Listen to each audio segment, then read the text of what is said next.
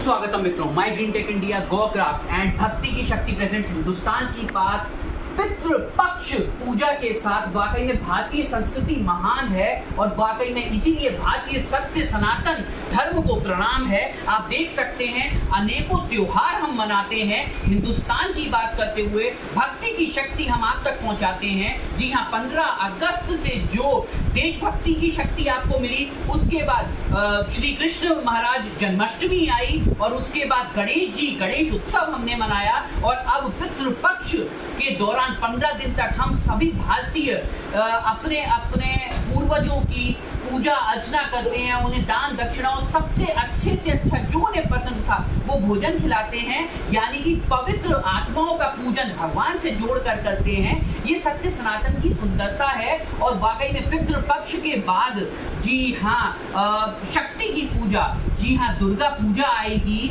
और इस पितृपक्ष के दौरान श्री राम और जानकी की शादी, हिंदुस्तान की बात, उत्तर भारत की सबसे बड़ी राम बारात भी निकाली जाएगी और कल ही वाकई में गणेश पूजन के साथ, मुकुट पूजन के साथ जी हाँ रामलीला का आगाज आगरा की सबसे बड़ी राम बारात और जनकपुरी का हुआ और आज रावण की दुहाई जब नगर में, जी हाँ ये भारतीय सनातन धर्म की हम सुंदरता आपको जरूर दिखाएंगे कि जब अत्याचार बढ़ जाता है तो भगवान उसको बैलेंस करने के लिए धरती पे भी आते हैं और वाकई में हम पवित्र आत्माओं को भी पूजते हैं और ऐसी पवित्र आत्मा हमारे बाबा जी हाँ श्री पूरन चंद टंडन जी का आज हम श्राद्ध मना रहे हैं और हमारे साथ साक्षात पंडित जी, मैं चाहूंगा एक बार कैमरामैन हमारे बाबा रूपी पंडित जी के दर्शन आपको कराएं और वाकई में आज इस पितृपक्ष की पूजा और सनातन धर्म की सुंदरता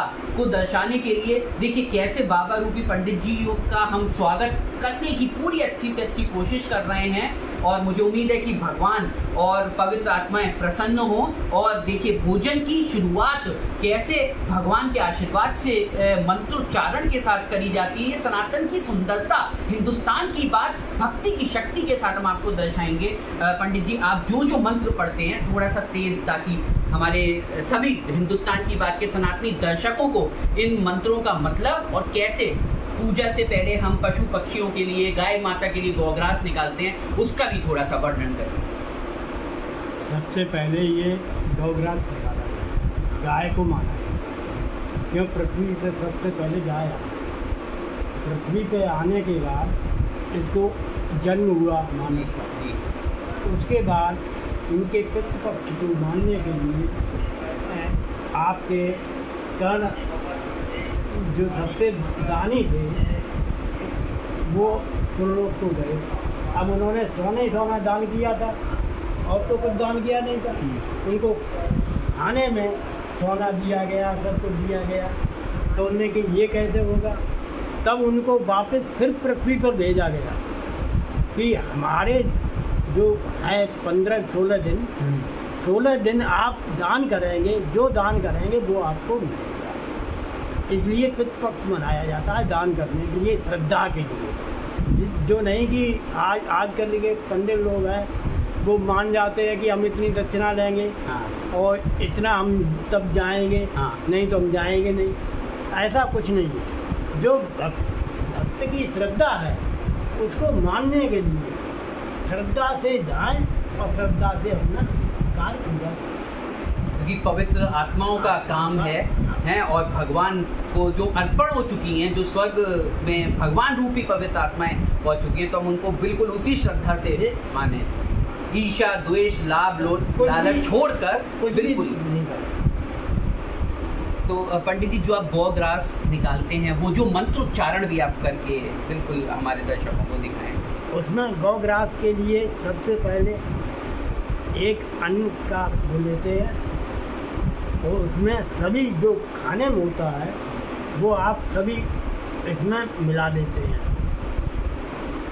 चाहे कुछ भी हो, जो रसोई में बना हो, सभी चीज़ होनी चाहिए। ऐसा नहीं कि एक कर लिया और चल दिए, ऐसा नहीं होता है जी। जो हम स्वयं खाएं वही गाय माता को एक एक चीज चुन चुन के अर्पण करें, सभी अर्पण करना, क्योंकि 33 कोटि देवी देवताओं का गाय माता में वास है। वास होता है। और गाय माता को श्रद्धा रूपी पूजने का हम सबका प्रयास है। प्रयास होता है।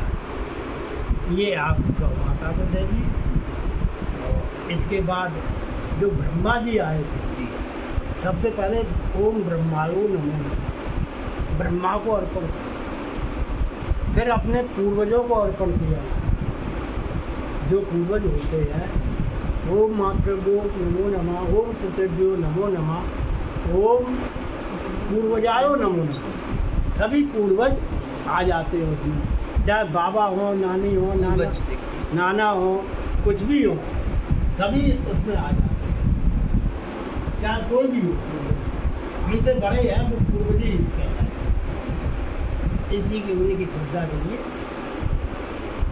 अभी गौग्रास के बाद भी कई हम पक्षियों के लिए भी निकालते हैं। हाँ, पक्षियों के लिए निकालते हैं, कौवे के लिए निकालते हैं, चील के लिए निकालते हैं, आपके चूहे वगैरह हैं उनके लिए निकालते हैं। और गाय का होता ही है, 5 जगह चीटी, गिलहरी, कौवा वगैरह सब आ जाते हैं, उसमें 5 जगह निकालते हैं। तो गौ माता का मंत्र आप बताएंगे एक बार, जो लोगों को क्या विधि अपनानी चाहिए? जैसे आपने निकाला तो मंत्र क्या पड़ा गौ माता के लिए? ओम गायो माताए नमो। ओम गायो माताए नमो नमः। क्योंकि एक ही शब्द पहले, वैसे तो बहुत से हैं, हाँ। लेकिन एक ही शब्द में सभी आए। अच्छा अच्छा, हाँ, तो नमो नमः। नमो। अच्छा, और कौवे और पशुओं के लिए इनको सब प्राणियों के लिए कह दिया जाता है, क्योंकि सब प्राणी आ जाते हैं। अच्छा अच्छा, जो ये चूहा है या गिलहरी है, कुछ भी है, सबको।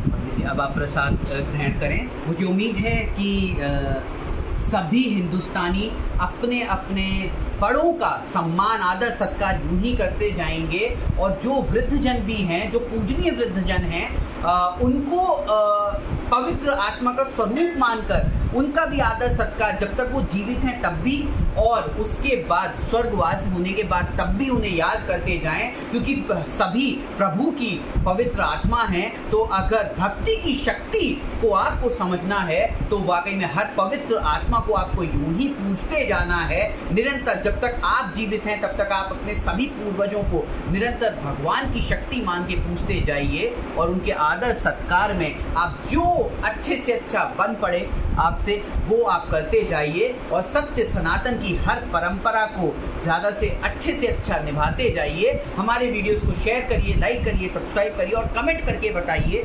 7906138147 पर कि आप पितृपक्ष कैसे मनाते हैं, और सत्य सनातन की इन परंपराओं को कितनी तेजी से आप हर हिंदुस्तानी तक यूं ही पहुंचाते हैं। मैं चाहूँगा एक बार हमारे बाबा जी महाराज का भी दर्शन, कैमरामैन। और वाकई में प्रणाम है ऐसे पवित्र आत्माओं, पूर्वजों को, सभी के नानी, दादी, बाबा, दादा, सब सभी पूर्वज में आए। Thank you. जय हिंद, जय भारत। राशिद टंडन, हिंदुस्तान की बात।